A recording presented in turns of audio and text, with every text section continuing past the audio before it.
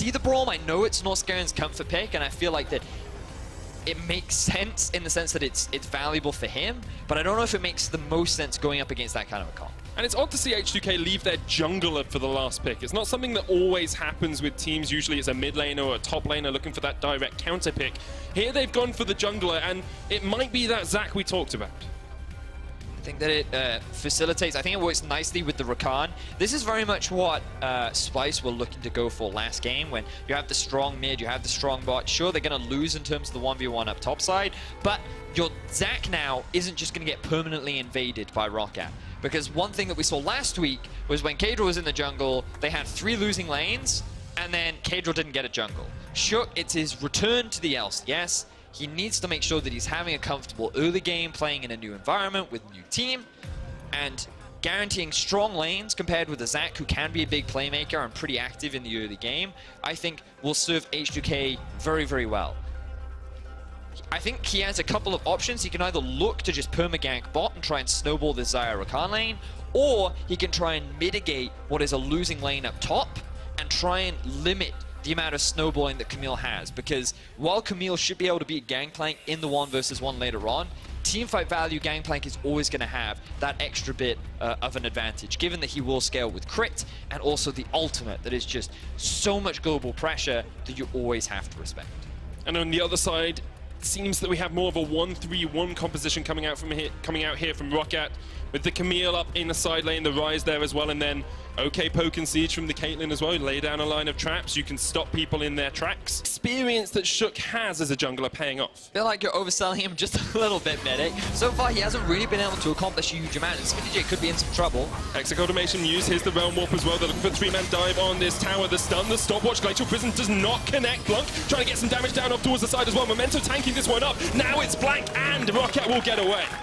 Nice roam up towards the top side, utilizing the Rise. Now we need to see if H2K can answer down on the bottom side. The quickness comes out. There's the double knocker as well. Sheriff on his way. The flash away, but Hiku's brought back. Let's Bounce jumps in. Hiku there. Shook in the front line. The ball. There's the kill for H2K. They're looking for a little bit more with the shockwave from the side. No scare and push a Fisher down, but it's a double kill for H2K. And who's underselling Shook now? Great answer from H2K, successfully getting themselves some early kills on the board.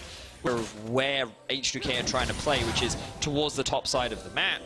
And given that kind of information, Rocket, all they need to do is stall to allow Profit to continue making plays, because the one thing that Rocket can guarantee is a number advantage over their opposition, and they can try and force a fight. Prison on towards Sheriff, who flashes away, but here's the Realm Wolf as well. The Feather Storm comes down, look for the Blade Caller, ace in the hole, the root on Sheriff. Promise Q protects him, the shockwave onto Profit, that's a lot of damage coming out. The Hextech Ultimatum and Norscaven secures the kill on Sheriff. Rocket make the pick they wanted. Do you remember that numbers advantage I was just talking about, Medic?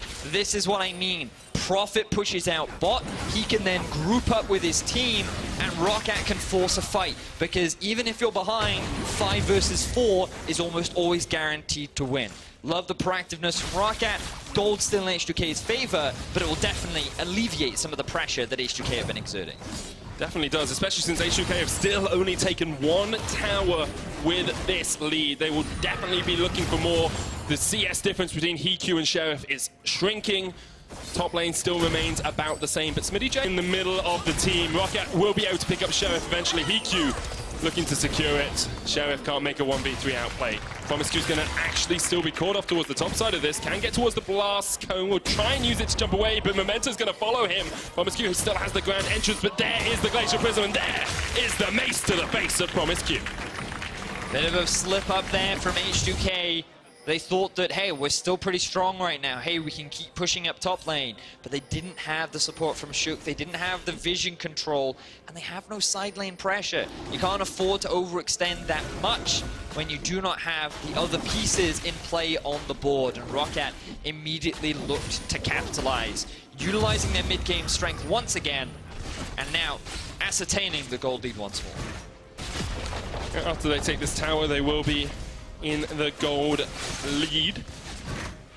H2K though, at the 20. It's going to get smited away by Memento. There's the Glacial Piston stun onto Shook as well, and maybe he's overextended the route down towards the top side as well. Promiscu goes golden, he's trying to jump away. Shook looking for the re-engage. Promiscu there, double charm, selfie, shockwave on one, already one's down. Promise joined the fight as well. Promiscu charms him up, Hexagon made him use. Shook in the midst, Soul Division, he's down, but he'll be back. And now Blank and Prophet are trying to get away. They'll realm warp, and they get to safety. 1-for-1 thus far. H2K can't chase any further. And you can see that the team fighting from H2K is still pretty potent. Shook positioning fantastically in these fights to just buy a lot more time to allow his carries to reposition and dish out the damage. Hiku is not having the impact that he would typically like in a lot of these team fights, and he ended up dropping. Just some good play there from the side of H2K. Very back and forth game so far. And I think we can both confidently say this is definitely a step-up improvement from H2K's of previous weeks. So, ROCCAT feel that they can force a fight right now. Again, look at the middle lane. You can see the Camille moving up for a potential flank. But Memento takes a lot more damage than they would like to initially. And then a big misplay there from Hiku, stepping up to try and follow on the engagement from Norskeren. Very quickly gets punished by the support from H2K. Yes, it cost him his life, but an AD trade for support, always going to be worth it for H2K, and they've successfully stalled out more. Game 4 after. Oh, Game 4, sorry, yes. Game 4.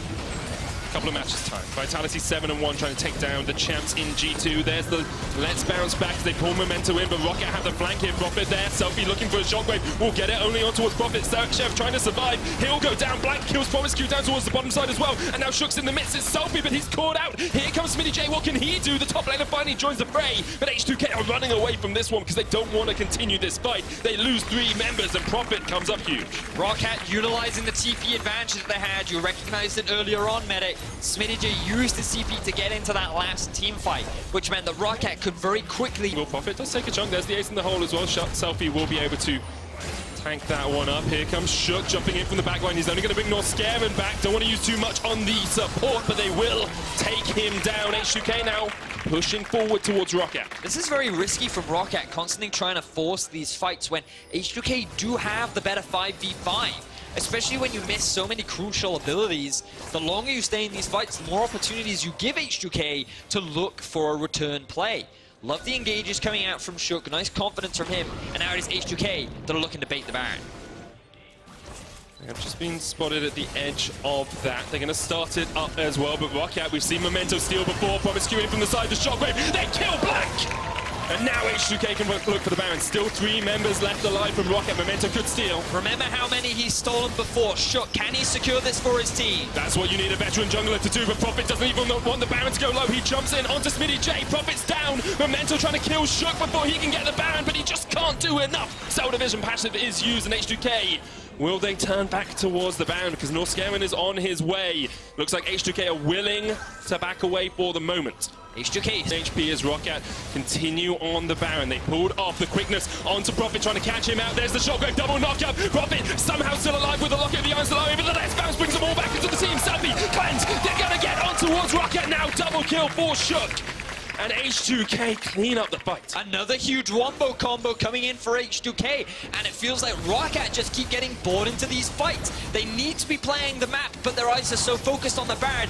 H2K are getting everything that they want. Memento can feel the steal here. He knows that he can do it. He's done it before. Shook on the Baron. Blanc kills Promiscu. Shook still there. He's so low. Doesn't have the division, but he does have the smite, and now they'll turn on to ROCCAT. EQ trying to do what he can. Sheriff's going on towards Blanc here as well. Double kill for Sheriff, and H2K get out alive. H2K succeed with a Baron and are able to walk away with it with their whole team intact.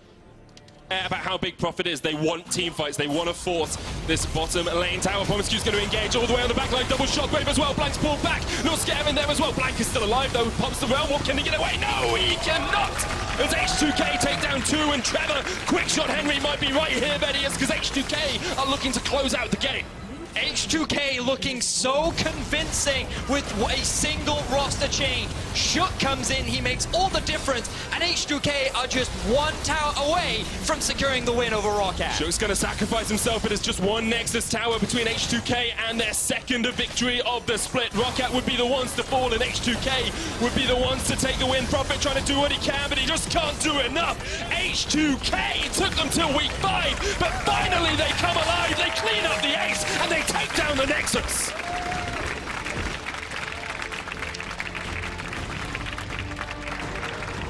Shook was all they needed. Shook was all it took, man. He got to shake things up. The initiation, the proactiveness, the difference this guy made to the team is fantastic for H2K roster. Yes, you do have to criticize Rocket for not playing towards their win conditions. Typically, you would expect them to be a lot more respectful